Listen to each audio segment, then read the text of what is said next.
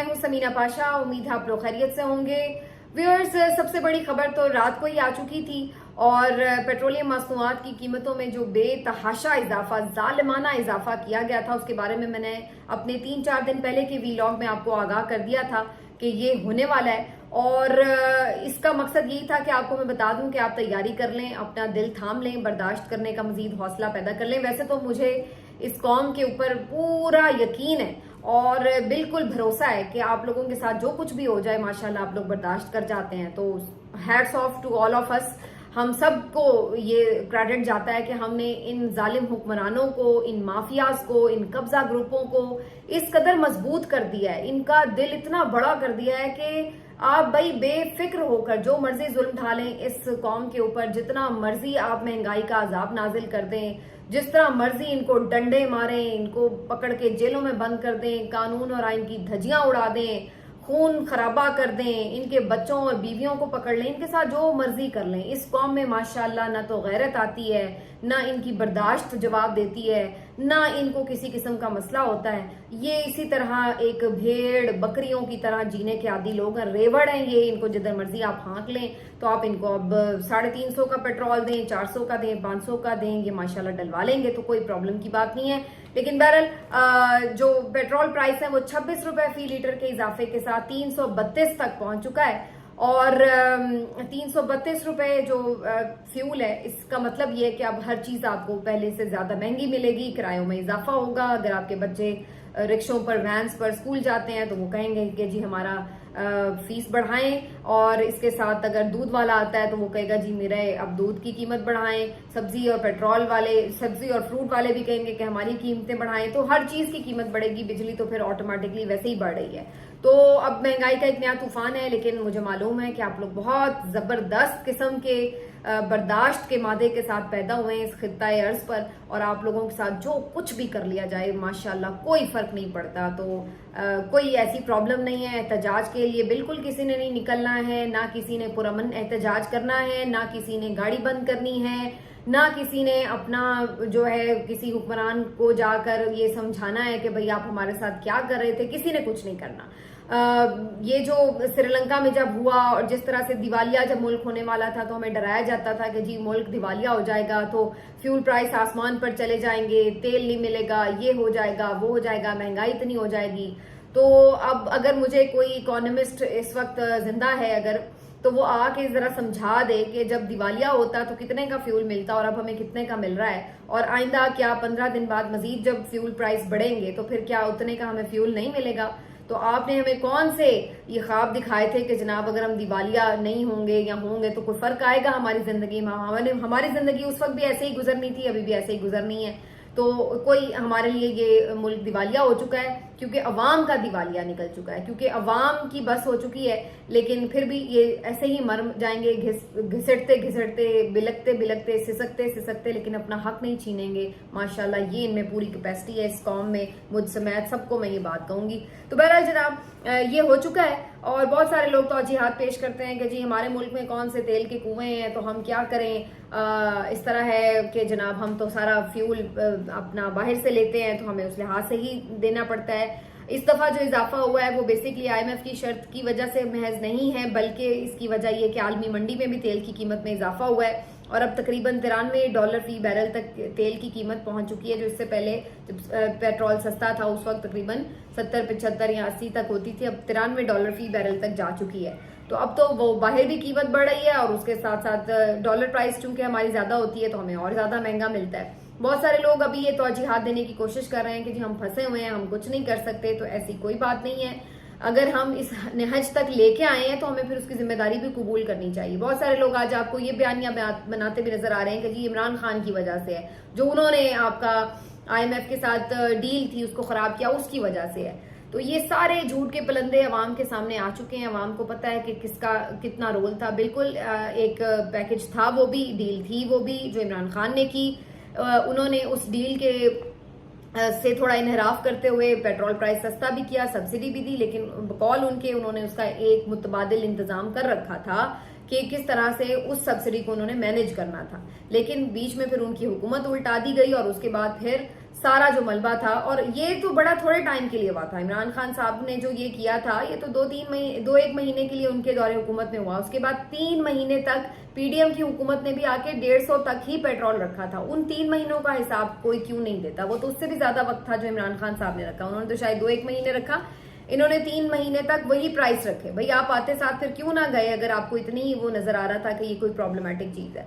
और वो तो एक पुराना पैकेज था, पुरानी एक डील थी, अरेंजमेंट था। उसके बाद जो अभी 9 महीने का आपने स्टैंड बाय अरेंजमेंट किया है वो तो इस हुकूमत ने खुद किया था, इसहाक डार साहब ने किया था, तो शहबाज शरीफ साहब ने तरले मिन्नतें करके किया था। तो उसका खमियाजा या उसका मलबा आप किस तरह इमरान खान पर डाल सकते हैं। तो ये जो झूठो झूठ 10 अरब जो मीडिया ने खाए हैं उसका नतीजा आपको ये नजर आता है कि ये आपको अभी भी ये चीजें डिफेंड करते हुए नजर आ रहे होंगे और इमरान खान के ऊपर डालते हुए नजर आ रहे होंगे। इमरान खान की तमाम पॉलिसी जरूरी नहीं है कि 100% दुरुस्त हों, लेकिन ये जो हालिया इजाफा है उसको उनके दौर के साथ नत्थी करना, ये सिर्फ और सिर्फ आप समझ लें कि ना सिर्फ फिक्री बददियानती है बल्कि ये इंतहाई मकरूह प्रोपेगेंडे का एक हिस्सा है और इसको अवाम पहले ही मुस्तरद कर चुके हैं। और इसी वजह से ये जो व्यूअरशिप है आप देख लें कि जो जिस तरह से गिरी हुई है चैनल्स की, उससे पता चल जाता है। बहुत सारे लोग ये समझाते हैं कि जी देखिए अमेरिका में भी बड़ा महंगा है। अमेरिका में जो इस वक्त पेट्रोल की कीमत है अगर पाकिस्तानी रुपयों में मैं उसका आपको बताऊं तो वो 324 रुपए है। पाकिस्तान में अगर वो 332 है तो अमेरिका में 324 है, यानी अभी भी अमेरिका में पाकिस्तानी रुपयों में देखा जाए तो वो सस्ता है। और इससे भी मैं ज्यादा इंटरेस्टिंग आपको बात बता दूं कि ये उन हालात में है कि अगर पाकिस्तानी रुपयों में अमेरिका के एक बंदे की सैलरी का मैं हिसाब लगाऊं तो वो 18 लाख डॉलर बनती है, यानी पर मंथ इनकम जो है एक आम बंदे की वो 18 लाख डॉलर है, रुपए है। अगर मैं उसको यानी पाकिस्तानी रुपयों में कर लूं तो 18 लाख रुपए बनती है। यानी एक बंदा 18 लाख कमा रहा है तो वो 324 का फ्यूल अफोर्ड कर लेगा, लेकिन पाकिस्तान में 332 का फ्यूल है, लेकिन जो एक आम बंदे की इनकम है वो 39,000 कुछ रुपए, या चले मोटा मोटा हिसाब लगा लें 40,000 रुपए है। तो कोई इसको बैलेंस करके दिखा दे इस बैलेंस शीट को कि जी आप जब ये तय करते हैं कि जनाब उधर इतना है उधर उतना है, तो फिर वहां के आप लोगों की इनकम का भी तो हिसाब रखें। यहाँ तो बेरोजगारी है, यहाँ तो महंगाई है, उसके साथ लोगों ने जीना है और वहां पर सूरत हाल मुख्तलिफ है। लेकिन वहां पर इतना अगर हो भी महंगा तो वो अफोर्ड कर सकते हैं, यहाँ पे कोई अफोर्ड नहीं कर सकता, ये आपको कोई नहीं बताता। लेकिन बहरहाल जी अगेन ये सब बातें आपको बताने का फायदा नहीं है, क्योंकि आप लोग इसी तरह जीने के आदी हैं, इसी तरह जीते रहेंगे।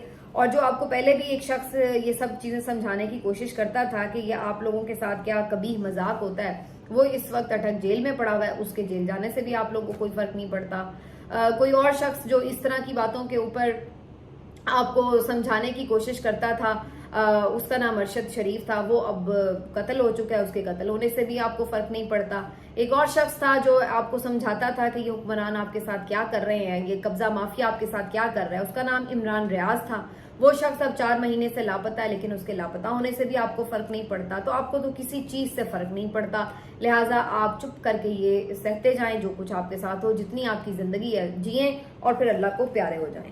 बहरहाल आगे मैं चलूंगी, आपको मैं बता दूं कि ये सब करने के बाद जो कानून और आइन की हुक्मरानी है वो भी अपनी जगह उरूज पर चल रही है। इस वक्त चौधरी परवेज इलाही साहब जो है वो दोबारा से गिरफ्तार कर लिए गए हैं, उनको फिर से रिहाई का हुक्म दिया गया था और एमपीओ के तहत जो उनकी गिरफ्तारी थी उसको कलअदम करार दे दिया गया था। लेकिन इसके बावजूद भी ये बात तय थी कि उनकी रिहाई नहीं होगी। कल का उनका ऑर्डर आया हुआ है, लेकिन उनके ना तो मुचलके जमा कराए जा सके जमानती और ना उनकी रिहाई पर अमल दरामद किया जा सका। आज एंटी करप्शन पंजाब ने फिर से गिरफ्तारी डाल दी है उनकी, और उनको यानी अब ये तय था कि इससे पहले कि उनके मचलके जमा हो, उनकी रिहाई करनी पड़े, उससे पहले ही उन्हें किसी और मुकदमे में पहले से गिरफ्तार कर लिया गया है। लेकिन ये भी संगीन एक खिलाफ वर्जी है अदालती हुक्म की, क्योंकि लाहौर हाई कोर्ट ऑलरेडी ये हुक्म दे चुका है कि उसे किसी भी केस में गिरफ्तार नहीं किया जाएगा परवेज इलाही साहब को, लेकिन इसके बावजूद भी उन्हें गिरफ्तार कर लिया गया है। लेकिन अगेन वही बात है कि चूंकि अदालतों का हुक्म तो इस वक्त जूते की नोक पर है, तो अदालतें कहती फिरें कि नहीं गिरफ्तार करना, जिसने करना है वो तो करके ही रहेंगे। तो अब उन्होंने फिर से गिरफ्तार कर लिया है। अदालत के पास कौन सी कोई अपनी फोर्स है कोई जो जाके छुड़ा लेगी, तो कोई फर्क नहीं पड़ता इस बात से। हाँ, अगर 2-4 बंदे आप अंदर कर दें, जैसे बाबर सत्तार साहब ने थोड़ा सा डंडा उठाया है, तो फिर शायद कोई अपने आप को बचाते हुए कोई थोड़ी बहुत बात कोई रेजिस्टेंस शो कर ले, लेकिन अदरवाइज तो यहाँ पर कोई हालात नहीं है। परवेज इलाही साहब को पकड़ा गया है और एक्सपेक्टेड था कि वो पकड़े जाएंगे, क्योंकि वो भी कोई प्रेस कॉन्फ्रेंस नहीं कर रहे। उनके हवाले से एक तशवीशनाक खबर आज सीनियर रिपोर्टर्स की तरफ से रिपोर्ट हो रही है। साकिब बशीर साहब ने भी रिपोर्ट किया और उन्होंने भी आगे किसी के जराए से ये दावा किया है कि जो जेल है जहां पर परवेज इलाही साहब को रखा गया है, वहां पर इंतहाई कुछ परेशान कुन सूरत हाल है।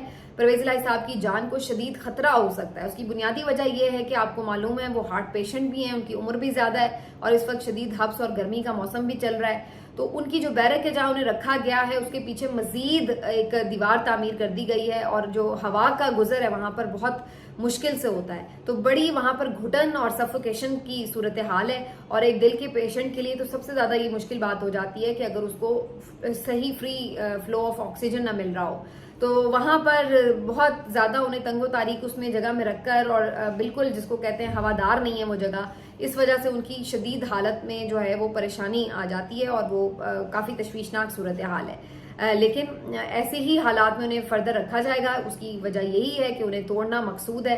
तो न जाने 70-80 सालों के बाबू को तोड़ के या 70-80 सालों की कैंसर पेशेंट यास्मीन राशिद साहिबा हों या शीरी मजारी साहिबा को इन्होंने बंद करके कौन सी ये बहादुरी के तमगे अपने सीने पे सजा रहे हैं। हमें तो शर्म ही आती है इस तरह के लोगों को बहादुर कहते हुए और इन लोगों को बहरहाल शर्म नहीं आ रही है। तो बहरहाल जी ये अभी इस वक्त एक जुल्म सितम का सिलसिला जारी है और ये जारी रहेगा, ये बिल्कुल जारी रहेगा, क्योंकि जो आपकी अदालतें हैं वो कमजोर हैं और जो जज साहिबान हैं वो या तो डरे हुए हैं, कॉम्प्रोमाइज्ड हैं, या फिर वो खुद इनके साथ मिले हुए हैं, ऑब्लाइज्ड लोग हैं। और जो अवाम है वो मैं उनका हाल आपको पहले बता चुकी हूँ, उनकी हैसियत भेड़ बकरियों से ज्यादा नहीं है। वो कुछ नहीं कर सकते, वो अपने आप को इकट्ठा नहीं कर सकते, वो इकट्ठे होकर बाहर नहीं निकल सकते, वो अपनी ताकत नहीं जानते हैं और ना ही इस ताकत को इस्तेमाल करेंगे। वो सिर्फ इस बात के इंतजार में है कि शायद कोई मसीहा आएगा और वो बदल देगा हालात, या फिर वो ये समझते हैं कि इलेक्शन आएगा तो वो वोट डाल देंगे। इसके अलावा उनके पास वो समझते हैं कि कोई हथियार नहीं है और ना उनके पास कोई तरीका है कि वो अपने जिंदा होने का या एटलीस्ट सबूत दे दें। तो वो जिंदा होने का सबूत नहीं देंगे। ये सब इनके साथ ऐसे ही होता चला जाएगा। अलबत्ता नवाज शरीफ साहब जरूर वापस आ रहे हैं तो उनका फकीदुल मिसाल इस्तकबाल करने की तैयारी है। 21 अक्टूबर को जी लाहौर में आने का प्लान है और जो खबरें आ रही हैं उनके पार्टी जराए से कि मीनारे पाकिस्तान पर जलसे के ख्वाब देखे जा रहे हैं कि जी मीनारे पाकिस्तान पर जलसा करेंगे। तो जब पीएमएलएन के अच्छा दौर भी था ना, जब अच्छे वक्त भी थे पीएमएलएन के, तो उस वक्त भी पीएमएलएन मीनारे पाकिस्तान का ग्राउंड भर नहीं सकती थी और कभी उन्होंने ये चैलेंज नहीं लिया था कि जनाब हम मीनार पाकिस्तान का ग्राउंड भर के दिखा दें। तो अब तो ये सूरत हाल है कि आपके ऊपर एक गली भी आपके लिए भरना मुश्किल है। आप गवाल मंडी से इलेक्शन नहीं जीत सकते। अब तो आपके हामी जो तज्जियाकार हैं वो तक आपको ये बता रहे हैं कि आप अवाम में जरा बगैर हेलमेट के जाके दिखाएं, आप जरा बगैर सिक्योरिटी के अवाम में जाकर दिखाएं। और आप इनके दावे सुने कि ये ना जाने लंदन की हवाओं में बैठे हुए कौन से ख्याली पुलाव पका रहे हैं और वहां पे बैठ के ये सोच रहे हैं कि अवाम इनको बड़ा कोई फूलों का हार पहनाएगी और इस्तकबाल करेगी और जी खचा खच भर जाएगा मीनारे पाकिस्तान। तो मीनारे पाकिस्तान तो नहीं भरने वाला, चाहे आप पूरे मुल्क से बंदे इकट्ठे करके ले आए, उन्हें बिरयानियां भी खिला दें, जिस तरह भी अरेंजमेंट कर लें, क्योंकि इतना बड़ा मैदान उस वक्त तक नहीं भर सकता है। चाहे उसके अंदर आप जितनी मर्जी एफर्ट लगा लें, एजेंसियों के थ्रू भी लगा लें, चाहे अपने पैसे दे के लगवा लें, जिस तरह भी लगवा लें, जब तक कि अवाम की उसमें अपनी एक बहुत बड़ी मंशा के साथ शिरकत ना हो।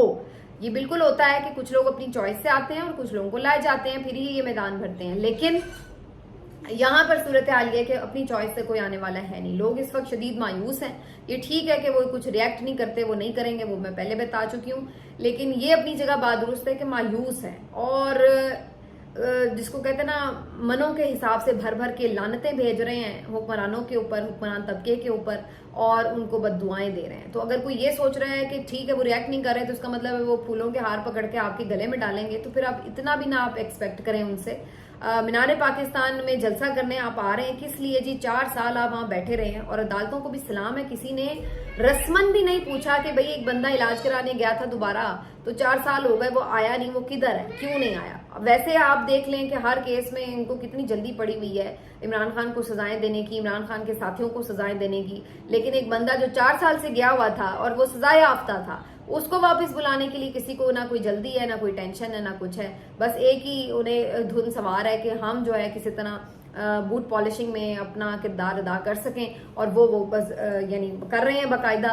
और अब जनाब ये 21 अक्टूबर को अब देखते हैं कि अवाम किस तरह फिर अपना गम गुस्सा निकालते हैं। लेकिन मुझे उम्मीद है कि ज़्यादा से ज़्यादा यही होगा कि लोग बाहर नहीं निकलेंगे, लेकिन इसके अलावा कुछ नहीं होगा। मिलते हैं आपसे अगले वीडियो में, अपना ख्याल रखिए, अल्लाह हाफिज़।